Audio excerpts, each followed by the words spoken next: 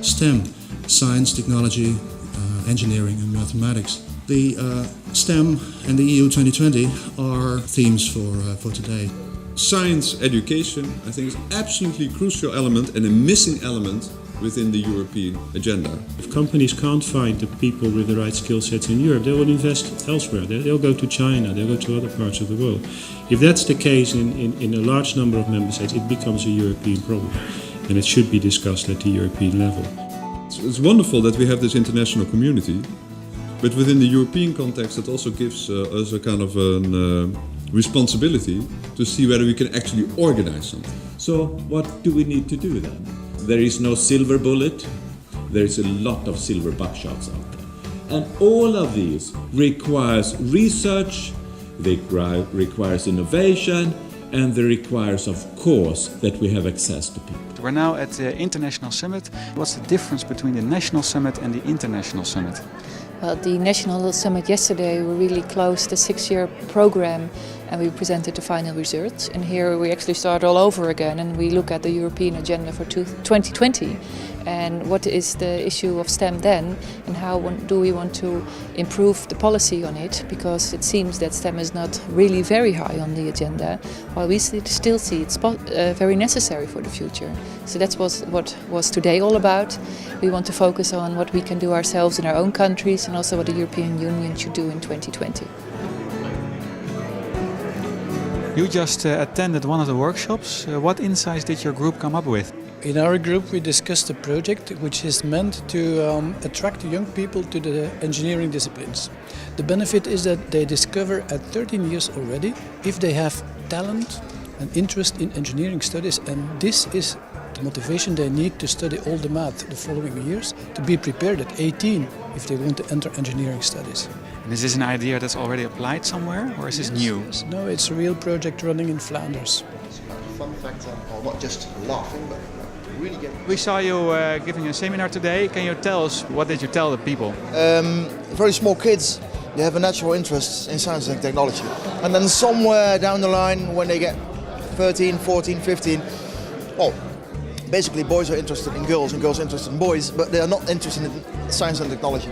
I make the comparison with water pollution, like anything someone upstream does, you find it downstream. So anything we do wrong in primary education, you will find it back in higher education. So what did you come up with? We tried to come up with recommendations for a national level or a European level, how to organize a chain approach from primary education to secondary education to higher education, and also with corporations and science centers. I'm much a fan of science centers. How you can really build a line fostering STEM talent and STEM interest. It's very interesting to learn from colleagues from across Europe, from their experience, and try to exchange ideas and find ways how we can really make science attractive to wider audiences. So how do we make it attractive to wider audiences? What are the good practices? For me, the key thing is that scientists go out and display their enthusiasm and their interest to as many people as possible, because there's nothing more infectious than enthusiasm, and that is what scientists normally have in buckets. I think one of the themes that's coming up today is mentoring, whether that's older children with younger, or professors with teachers, or with much older retired people with school children. You know, this seems to be the key, I think, for enthusing our, societies to become interested in science. Tell us briefly what you told the audience. Yes, of course. I was talking about the national STEM programme in the UK that's been running since 2006, and a series of strategies around workforce numbers and quality and curriculum to raise the uptake of students to science and mathematics above the age of 16. So do you have a good practice for the Netherlands? I would really recommend anyone who has an interest in professional development for science teachers to look closely at the model of practice from the science learning centres. One of the discussions of today was about innovation policies. Was there a general conclusion to that?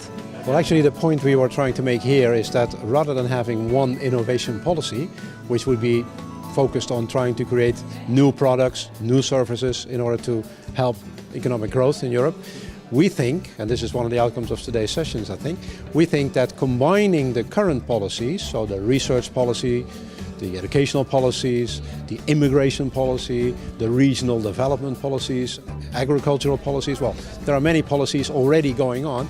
By focusing those on innovation, we think that we can create far more economic growth and far more new products and services. So that is the main intention here, I think.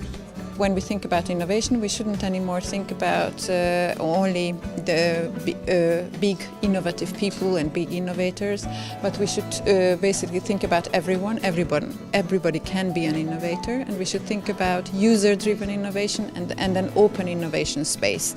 I think the good thing was there were people from all over the world, today primarily from Europe, but from all over the world, and I think it was felt by many people that indeed it is something that is important. It is a long term and it can only be delivered with cooperation. I think those were the three main points that I picked up from this conference today. So hopefully we'll meet again.